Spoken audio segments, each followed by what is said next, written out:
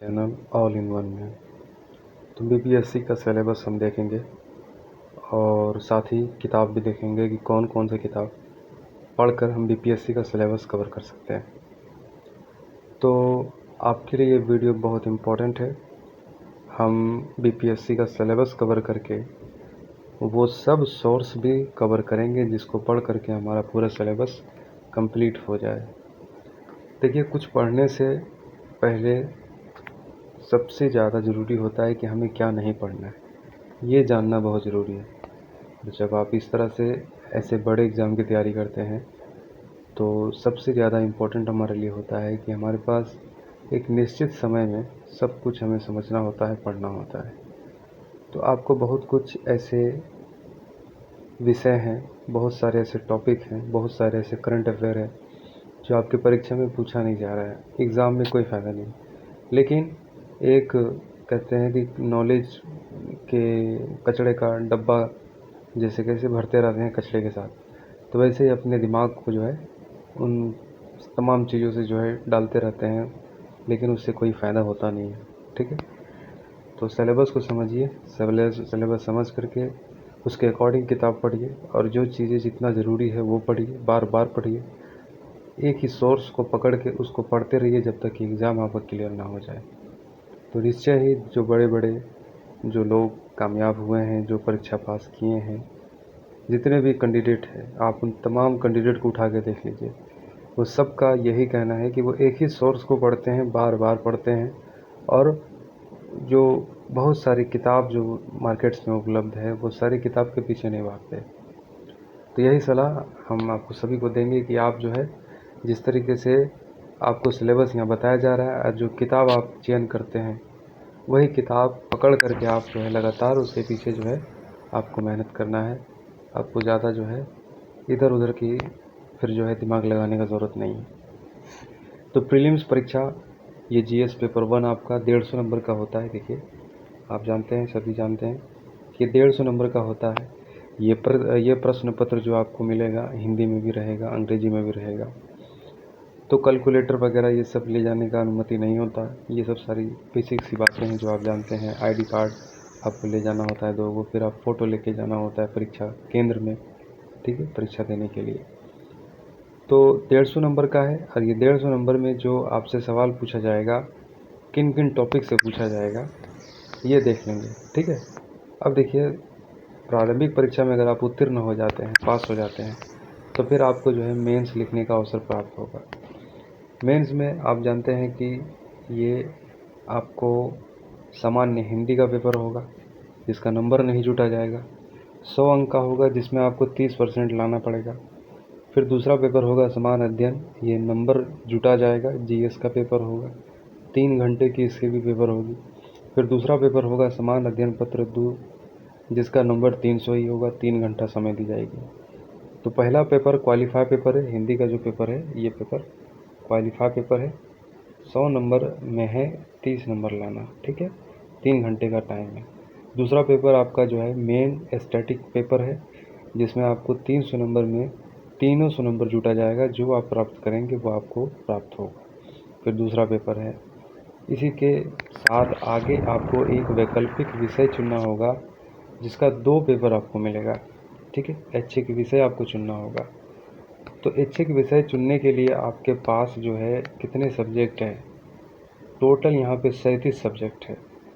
बहुत सारे सब्जेक्ट आपके पास है। आप देखिए कि कौन से सब्जेक्ट में आपका जो है बेसिक से लेकर के हाई तक, यानी कि ए से लेकर के जेड तक जो है उसमें आपका कहीं से भी सवाल पूछ दिया जाए, आप डिटेल में आंसर कर पाने में सक्षम हो। ठीक है, तो यहाँ पे आपको एक लंबा लिस्ट है जो पढ़ करके हम आपको बता देते हैं एक बार में।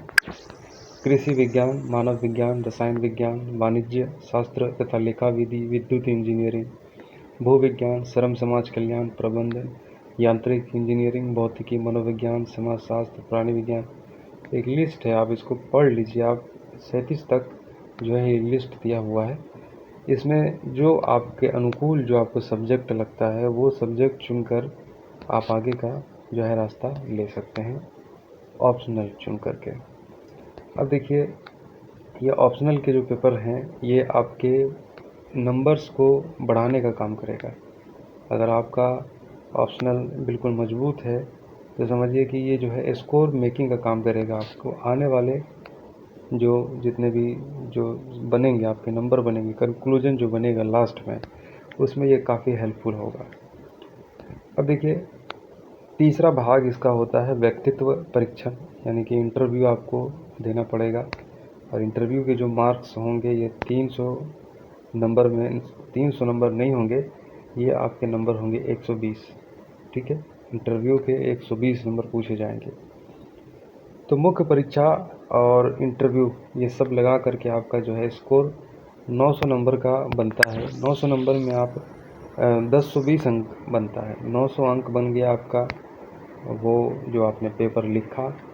ठीक है, और बाकी 120 नंबर आपका इंटरव्यू।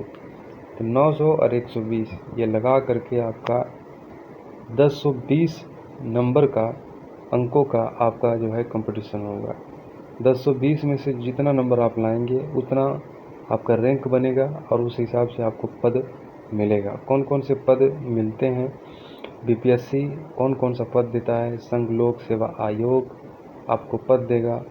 आपको डीएसपी का पद, बीडीओ का पद, गन्ना अधिकारी का पद, रेवेन्यू टैक्स ऑफिसर का पद, बहुत सारे कल्याण विभाग में डेवलपमेंट कार्य करने का पद। तो बहुत सारे ऐसे बहुत बड़ा स्केल में आपको काम करने का अपॉर्चुनिटी जो है इस एग्ज़ाम को पास करने के बाद आपको मिल जाएगा। अब सबसे इम्पोर्टेंट बात जो हम यहाँ पे अब देखेंगे वो हमारे परीक्षा का पाठ्यक्रम। तो प्रीलिम्स परीक्षा के लिए आपको क्या पढ़ना है। ठीक है, तो प्रीलिम्स परीक्षा का जो सिलेबस है यहाँ पर ऑफिशियल सिलेबस का डाटा आपके सामने मौजूद है। यहाँ देखिए, तो सामान्य विज्ञान आपके अंदर होना चाहिए। तो सामान्य विज्ञान में जो पूछा जाएगा आपको, राष्ट्रीय तथा सामान्य विज्ञान, अंतर्राष्ट्रीय महत्व की घटनाएं से अवगत हों आप, भारत का इतिहास का तथा प्रमुख विशेषताएं।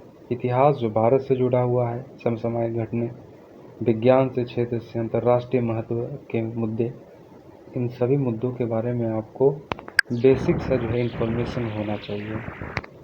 भूगोल से सवाल पूछा जाएगा, आपको भूगोल से सवाल पूछा जाएगा। भूगोल, बिहार का भूगोल पहले आपको पूछा जाएगा। बिहार के भूगोल की जानकारी आपको कितनी है, आपको ये समझ विकसित करना पड़ेगा। इसके लिए आपको महत्वपूर्ण नदियाँ, भारत की राज्य व्यवस्था पॉलिटिकल ये चैप्टर हो जाएगा। आर्थिक व्यवस्था ये इकोनॉमिक्स का हो जाएगा। आज़ादी के पश्चात बिहार की अर्थव्यवस्था ये इकोनॉमिक्स भी हो गया और हिस्ट्री भी हो गया। प्रमुख परिवर्तन, भारत का राष्ट्रीय आंदोलन और इसमें बिहार का योगदान। भारत का राष्ट्रीय आंदोलन और बिहार का इसमें क्या योगदान रहा। तो ओवरऑल 4 सब्जेक्ट से यहाँ क्वेश्चन पूछे जा रहे हैं। पहले सामान्य विज्ञान, जीके, फिजिक्स, केमिस्ट्री, बायो, तीनों विषयों का सम्मिलित रूप होगा। फिर करंट अफेयर, अंतर्राष्ट्रीय महत्व के समसामयिक घटना, भारत का इतिहास पूछा जाएगा, बिहार का इतिहास पूछा जाएगा, सामान्य भूगोल पूछा जाएगा। भूगोल में भारत की परिस्थिति पता होना चाहिए आपको, बिहार का प्रमुख भौगोलिक प्रभाग पता होना चाहिए, नदियाँ, भारत की राज्य व्यवस्था, आपको कैसे पॉलिटी से गवर्नमेंट चलता है वो आपको जानना है, आर्थिक व्यवस्था, इकोनॉमिक जानना है, भारत का इकोनॉमिक अंग्रेज़ों के टाइम में कैसा रहा, राष्ट्रीय आंदोलन में बिहार का क्या योगदान रहा। तो इन विषयों को कवर करने के लिए जो है आपको कम से कम एनसीईआरटी की किताब आपको 10वीं तक आपको ज़रूर पढ़ना चाहिए। फिर आगे का जो सामान्य विज्ञान जो आपका यहाँ पूछा जा रहा है प्रश्न, ये सारे प्रश्न पूछने का चरित्र क्या है। चरित्र ये है कि आपकी योग्यता की जांच करना है कि आप कितने पढ़े लिखे हैं, ये जांचना नहीं है, बल्कि जांचना ये है कि आप कितने योग्य हैं, आप कितना जो सक्षम है अपने आप में इन विषयों को समझने से। और इन विषयों को जो इतना बड़ा विषय जो है आपको इतना बड़ा टॉपिक कवर करना पड़ता है, तो इन टॉपिक को कवर करने में एक बहुत बड़ा परेशानी है, हैरेसमेंट है, एंजाइटी है। बहुत बार आपका प्रीलिम्स नहीं निकलता, कई बार प्रीलिम्स निकल गया मेंस नहीं निकलता, मेंस निकल गया इंटरव्यू निकलता है। ये सफ़र एक बहुत झेलने वाला सफ़र है। तो ये झेलने वाला सफ़र जो ये पास कर लेगा तो आगे का जो काम होगा वो इससे भी ज़्यादा झेलने वाला होगा। तो जिस तरह से ये प्रक्रिया बनाई गई है, ये प्रक्रिया ही ऐसा है जिसमें जो लोग इससे निकल गए वही आगे बढ़ पाएंगे, और जो निकल नहीं पाए वो आगे नहीं बढ़ पाएंगे। तो सामान्य विज्ञान के अंतर्गत पूछा जो जाएगा वो क्या पूछा जाएगा, तो ऐसा प्रश्न पूछा जाएगा जो आपको पता होना चाहिए। यानी कि एक सिविल सेवक को इतना बेसिक सी जानकारी होनी चाहिए, सामाजिक, आर्थिक, राजनीतिक परिप्रेक्ष्य की जानकारी होनी चाहिए। फिर ये भी आशा की जाती है कि बिहार के इतिहास के मुख्य घटनाओं से परिचित हो, भूगोल के विषय, भारत का, बिहार का भूगोल पर उसका पकड़ हो, और फिर सामाजिक, आर्थिक, भूगोल से संबंधित प्रश्न होंगे। प्राकृतिक साधनों के बारे में पूछा जाएगा, भारत की राज्य व्यवस्था, आर्थिक व्यवस्था के अंतर्गत राजनीतिक प्रणाली, पंचायती राज। देखिए टॉपिक, एक एक टॉपिक को समझिए, इतने टॉपिक से जो है पूछे जाएंगे। सामाजिक, राजनीतिक प्रणाली, पंचायती राज, सामाजिक व्यवस्था, भारतीय योजना, बिहार का संदर्भ में योजना बिहार का, फिर केंद्र सरकार का योजना। तो ये सब आशा की जाती है, या आयोग आपसे आशा करता है कि ये बेसिक जानकारी आपको होना चाहिए। ठीक है, अब मुख्य परीक्षा का आपका डिटेल्स में देखिए सिलेबस क्या है। मुख्य परीक्षा का सिलेबस ये काफ़ी इम्पोर्टेंट है। तो मुख्य परीक्षा में आपने देखा कि आपको पहले सामान्य हिंदी के पेपर दिए गए, निबंध के पेपर दिए जाएंगे, पास मार्किंग है, व्याकरण है, वाक्य विन्यास। तो हिंदी में जो पूछे जाएंगे वो क्या पूछे जाएंगे, तो सामान्य हिंदी के जो पेपर, जो पास मार्किंग के पेपर हैं, इसमें जो आपको पूछेगा वो पूछेगा क्या क्या। इसमें आपको पूछेगा सबसे पहले निबंध। निबंध होगा 30 नंबर का, ठीक है। फिर पूछेगा आपसे व्याकरण, व्याकरण होगा 30 नंबर का। फिर आपसे पूछेगा वाक्य विन्यास 25 नंबर का। संक्षेपण पूछेगा 15 नंबर का। तो ये हिंदी का सिर्फ पास मार्किंग है, इतना तो बेसिक सबके पास होगा, जो इतना वो प्राप्त कर पाएंगे। ठीक है, अब बेसिक कवर होने के बाद जो हिंदी सामान्य विज्ञान था, अब आपका मेन पेपर आता है, वो है सामान्य अध्ययन पार्ट 2 हो गया। पेपर पहला वो हिंदी था, अब देखिए पेपर यहाँ पे दूसरा, पत्र का पहला पत्र। तो सामान्य अध्ययन में देखिए क्या पूछा जाएगा, भारत का आधुनिक इतिहास। 1 मिनट, देखिए यहाँ पे पूछा जाएगा यहाँ पे भारत का आधुनिक इतिहास। ठीक है, भारत की संस्कृति, राष्ट्रीय अंतर्राष्ट्रीय महत्व की वर्तमान घटना चक्र, सांख्यिकी, विश्लेषक, आरेखन और चित्रण। तो ये सामान्य हिंदी के पत्र में ये पूछा जा रहा है, ये टॉपिक्स। फिर नीचे देखिए, फिर नीचे आपसे ये पूछा जाएगा पेपर 2 में भारतीय राज्य व्यवस्था। भारतीय राज्य व्यवस्था में आपको भारत का पॉलिटी पर पता होना चाहिए, भारतीय अर्थव्यवस्था इकोनॉमिक पता होना चाहिए, भारत का भूगोल पता होना चाहिए, भारत के विकास में विज्ञान और प्रौद्योगिकी की भूमिका पता होना चाहिए। तो ये टॉपिक कवर करने के बाद फिर आपको कवर करना है आधुनिक भारत, इतिहास का मॉडर्न पार्ट को आपको कवर करना है। इतिहास का जो मॉडर्न पार्ट है, इसमें बहुत विस्तार से टॉपिक आपको बता दिया। जो बिहार का मॉडर्न पार्ट आपको कवर करना है, हिस्ट्री का मॉडर्न पार्ट जो कवर करना है, इसमें विस्तार से आपको बता दिया है कि कौन कौन से पार्ट को आपको टच करना है।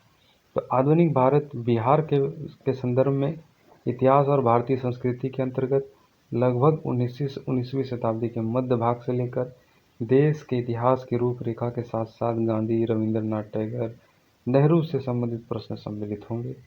एकदम खुल करके आपको एकदम आपको फिर से बताया जा रहा है कि इतिहास का एक बहुत बड़ा पोर्शन से सवाल पूछा जा रहा है। बिहार के आधुनिक इतिहास के संदर्भ में प्रश्न पत्र, पाश्चात्य शिक्षा जैसे वेस्टर्न जो एजुकेशन पूरी दुनिया में प्रचलित हो गई, अंग्रेजी शिक्षा प्राप्त करने का होड़ मचा हुआ है, तो इससे संबंधित प्रश्न होंगे। आरंभ और विकास से पूछे जाएंगे, भारतीय स्वतंत्रता संग्राम में बिहार की भूमिका पर प्रश्न पूछा जाएगा। ये प्रश्न मुख्यतः संथाल विद्रोह पर पूछा जाएगा, बिहार में 1857 पर पूछा जाएगा, बिरसा का आंदोलन, चंपारण सत्याग्रह, 1942 का भारत छोड़ो आंदोलन। परीक्षार्थियों से आशा की जाती है कि ये सारे विषयों की उनकी जानकारी हो, मौर्य काल की, पाल काल की, सचित्र निरूपण से संबंधित, सांख्यिकी, आरेखन, चित्रांकन।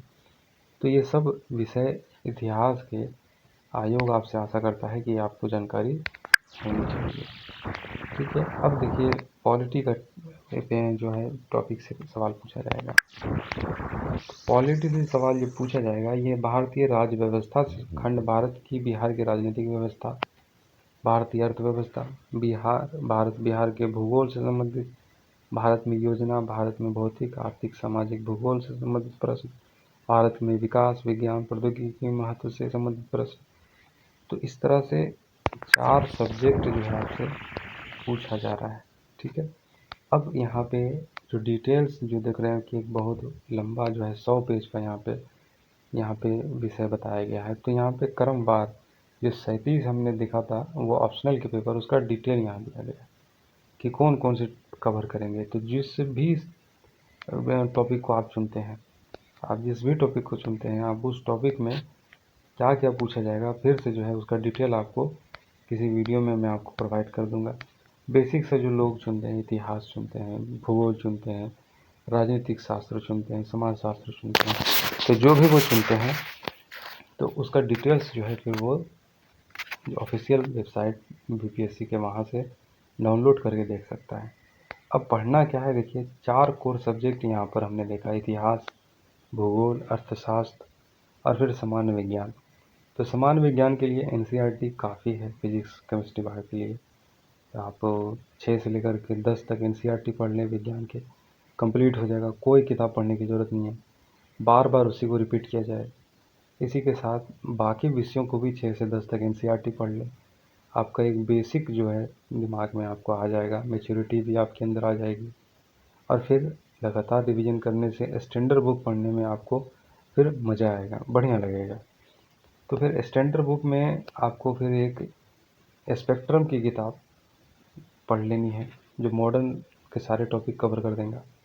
फिर रहा सवाल एंशियंट इंडिया पर, जो लगभग 2-4 सवाल पूछा जाएगा, वो आप गूगल से सर्च करके पीडीएफ डाउनलोड करके पढ़ सकते हैं। अगर आप पॉलिटी की बात करें तो पॉलिटी आप लक्ष्मीकांत की आप एक बार पढ़ लें। लक्ष्मीकांत की पॉलिटी बहुत ज़्यादा टफ मानी जाती है। अगर वो पॉलिटी अगर आप नहीं पढ़ सकते तो पहले आप एनसीईआरटी को पढ़ लें 10 तक, तो फिर आपको लक्ष्मीकांत को पढ़ने में दिक्कत नहीं होगा। इकोनॉमिक्स के लिए आप जो स्पेसिफिक टॉपिक है, जैसे बजट हो गया, बिहार के आर्थिक सर्वेक्षण हो गया, ये सब चीज़ें कवर कर ले। और फिर इकोनॉमिक्स से जैसे कर कहाँ से आया कहाँ से गया, और जो उसकी जो टर्मोलॉजी है, बैंक की जो टर्मोलॉजी है, सीआरआर, एसएलआर, ये सब सारी चीज़ों को पढ़ लें। तो लगभग कुछ चुनिंदा टॉपिक इकोनॉमिक्स में पूछा जाता है। भूगोल, आपको भारत का भूगोल पढ़ना है और फिर आपको पढ़ना है बिहार का भूगोल। तो ये सब आप पीडीएफ जो है डाउनलोड कर सकते हैं गूगल पे। एकदम समझिए कि एकदम पड़ा हुआ है, बहुत बड़ी संख्या में जो है वहाँ पीडीएफ जो है सोर्सेस पड़े हुए हैं, नॉलेज पड़ा हुआ है, वहाँ से आप लोड कर सकते हैं, पढ़ सकते हैं। ज़रूरी नहीं कि हर विषय के लिए आपको किताब खरीदना पड़े। तो ये डिटेल्स तरीके से जो है हमने यहाँ कवर किया, ये बीपीएससी का सिलेबस और क्या सोर्स से आप जो है बीपीएससी की तैयारी कर सकते हैं। Thank you.